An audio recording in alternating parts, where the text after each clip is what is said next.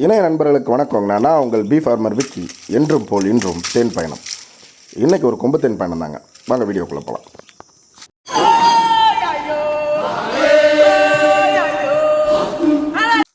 இந்த கொம்பு தேனை தான் இன்றைக்கி எடுக்க போகிறோங்கண்ணா. இந்த வீடியோ வந்து ரொம்ப பெருசெல்லாம் இல்லைங்கண்ணா. பட் இருந்தாலும் ஏன் போடுறேன் அப்படிங்கிறத நான் சொல்கிறேங்க. சமீபத்தில் ஒரு கஸ்டமர் ஒருத்தர் நம்ம வீட்டு பக்கத்தில் கொம்பு தேன் எடுக்கலாமா, கடிக்குமா அப்படிங்கிற கேள்வியெலாம் கேட்டிருந்தார். கரெக்டாக சொல்லணுன்னா எல்லா தேனியுமே கடிக்குங்கண்ணா. இந்த கொம்பு தேனியும் அடுக்கு தேனியும் மலந்தேன் அளவுக்கு கடிக்காமல் இருக்கிறதுக்கு ஒரு காரணம் இருக்குதுங்க. அந்த தேனிகள் வந்து குஞ்சு தேனிகளாகவும் கூடு கட்டுவோங்க சில நேரங்களில். அந்த மாதிரி இருக்கும்போது நம்மளை பெரிய அளவில் கடிக்க போகிறது இல்லைங்கண்ணா. கொம்பு தேனிகளும் 1-2 கடிக்க தான் செய்யுங்கண்ணா. அதனால் நீங்கள் எடுக்கிற மாதிரி இருந்தால் ரொம்ப சேஃபாக புகை போட்டு எடுங்கண்ணா. எல்லா கொம்பு தேனுமே ஈஸியாக இருந்துடாதுங்க. இப்போ எடுக்கிறதெல்லாம் பார்த்திங்கன்னா கஷ்டம்தான். நிறைய பேர் சொல்லுவாங்க, மலந்தேன் எடுக்கிறத விட கொம்பு தேன் எடுக்கிறது ஈஸி தானப்பா அப்படிம்பாங்க.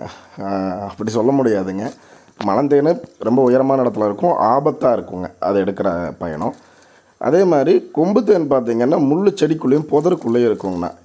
நிறைய முள் கிழிக்கிறதுக்கும் நிறைய பிரச்சனைகள்லாம் இருக்குங்கண்ணா. அதுக்குள்ளே உள்ளே போய் ட்ராவல் பண்ணி எடுத்துகிட்டு வர்றதுக்கே ரொம்ப சிரமமாக இருக்குங்கண்ணா.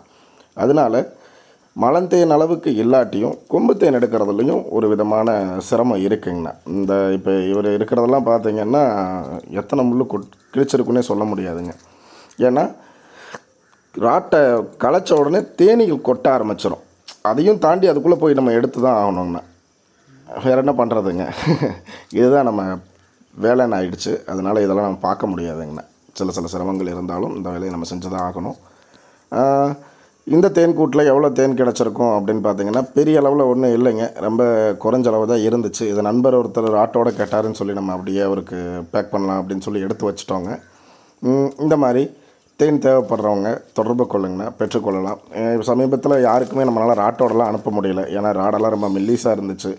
மழை பெஞ்சுக்கிட்டும் அப்புறம் தேன் கிடைக்காம இருந்ததுனால கிட்டத்தட்ட ஒரு 2-3 மாதமாக யாருக்கும் கொடுக்க முடியல.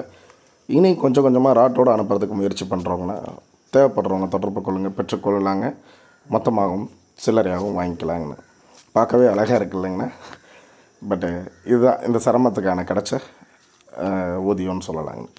இன்னொரு இன்ட்ரெஸ்டிங்கான வீடியோவோட மீண்டும் சந்திப்போங்கண்ணா. நான் உங்கள் B farmer Vicky, Oddanchatram farmers. நன்றி.